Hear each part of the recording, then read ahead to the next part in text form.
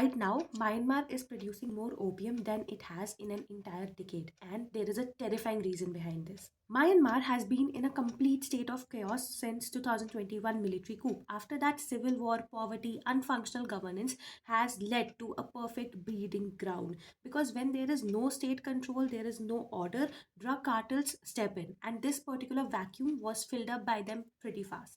When the economy collapsed, farmers were left with two options, either to starve or grow poppy, and poppy pays. 1 acre can earn far more than any other legal crop in the country right now. So, sadly, for many families, it became the only way to survive. Myanmar sits at the heart of infamous Golden Triangle, and the region is already known for heroin and meth production for decades. So, all they needed was instability, and the coup exactly provided them the same. So, after that, drug lords expanded, farms were built, and there were new routes, and which ultimately turned Myanmar into a full blown narcotics empire.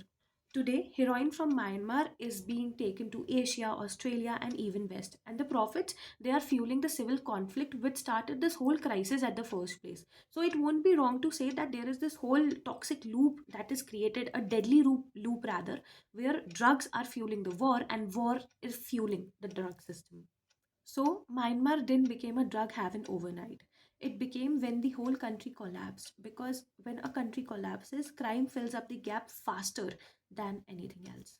The drug money now funds armed groups and the ongoing civil war, making the condition even more vulnerable and unstable in the region. So, if we have to sum up Myanmar's deadly cycle in one single line, it has to be that war led to poverty, and ultimately, poverty led to drugs. And this whole system has accelerated like anything in this particular decade.